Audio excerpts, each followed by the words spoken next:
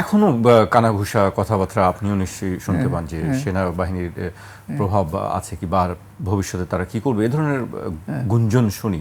আমরা জানি না এর কোনো সত্য মিথ্যা। আপনার কাছে কি মনে হয়? মানে সেনাবাহিনী হচ্ছে আমাদের দেশের সবচাইতে সংগঠিত সামাজিক শক্তি,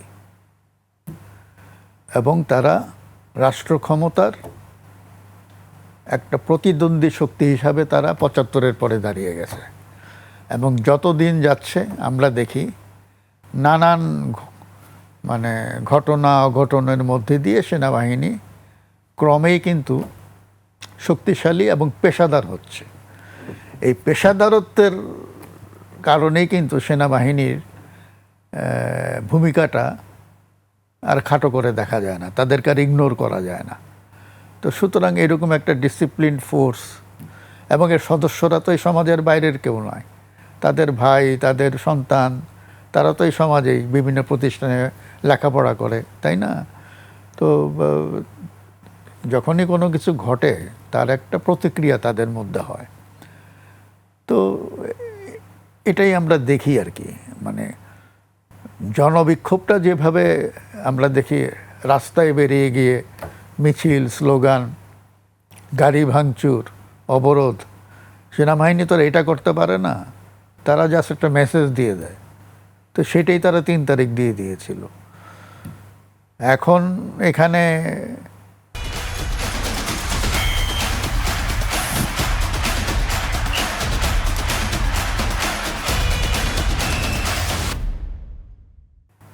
সেনাবাহিনী, সেনা নেতৃত্ব, ওই সময়ে সরকারের শীর্ষ নেতৃত্ব, তাদের মধ্যে মানে কি আলাপ হয়েছিল, কোনো নেগোসিয়েশন হয়েছে কি হয় নাই। এখানে আবার শেখ হাসিনা ভারতে চলে গেলেন, আমাদের সামরিক বাহিনীর তত্ত্বাবধানেই গেলেন, আবার ভারত তাকে গ্রহণ করলো, এবং তিনি যে বিমানবন্দরে গিয়ে নামলেন সেখানে ভারতীয় সেনাবাহিনীর কর্মকর্তারাই তাকে রিসিভ করলেন। তো পুরো ব্যাপারটা তো মানে হুট করে হয় নাই, নিশ্চয়ই এটার পেছনে একটা আলাপ আলোচনা, সমঝোতা হয়েছে। তো এখানে তো পার্টির ৩টা, একটা পার্টি হচ্ছে আমাদের সামরিক বাহিনী, একটা পার্টি হচ্ছে শেখ হাসিনা, আর একটা পার্টি হচ্ছে ভারত।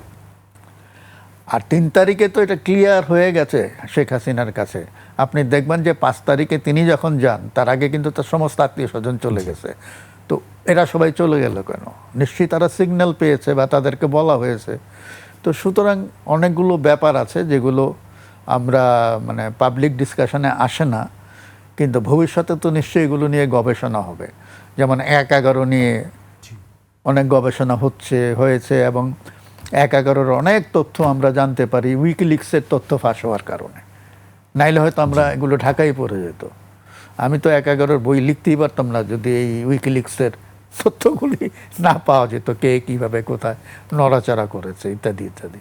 তো সুতরাং এগুলি হয়তো ২ বছর পরে, ৫ বছর পরে হয়তো আমরা অনেক বেশি জানতে পারবো।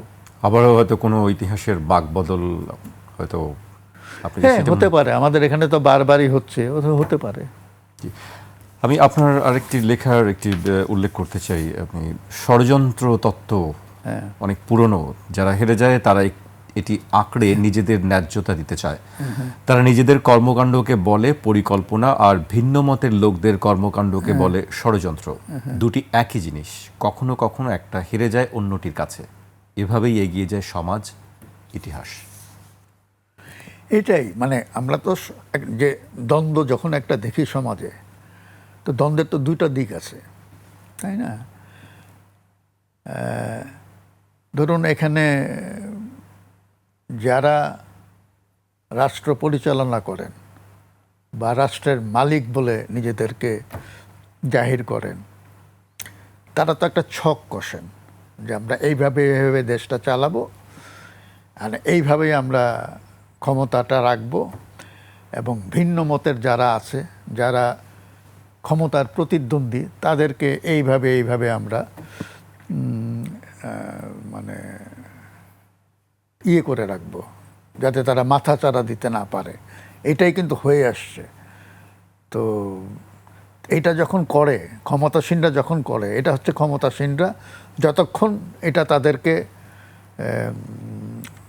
ইতিবাচক ফল দেয় ততক্ষণ পর্যন্ত এটা হচ্ছে তাদের পরিকল্পনার অংশ, তাদের ডিজাইন, তাই না? তো যখনই একটু ওলটপালট হয়ে যায় এবং ভিন্ন মতাবলম্বীরা ক্ষমতায় চলে আসে, তখন যারা জি ক্ষমতা হারায় তারা তো এটার সাথে রিকনসাইল করতে পারে না। তখন তারা বলে আমাদের বিরুদ্ধে ষড়যন্ত্র হয়েছে। তো ষড়যন্ত্র মানে কি? ভিন্ন মতাবলম্বীদেরও একটা পরিকল্পনা আছে। মনে করেন আপনি আর আমি দুজনে ঝগড়া করছি, আমার একটা পরিকল্পনা আছে, আপনারও একটা পরিকল্পনা আছে, আমরা পরস্পরকে পরাজিত করতে চাই। আমার পরিকল্পনা হেরে গেল, আপনার পরিকল্পনা জয়যুক্ত হলো, তখন আমি বলবো যে আপনি আমার বিরুদ্ধে ষড়যন্ত্র করেছেন। তো ব্যাপারটাই যে হেরে যাওয়া পার্টি সবসময় বলে ষড়যন্ত্র, আর জিতে যাওয়া পার্টি সবসময় বলে যে এটা আমরা আন্দোলন, বিপ্লব, অভ্যুত্থান, এগুলো এই শব্দগুলো ব্যবহার করে।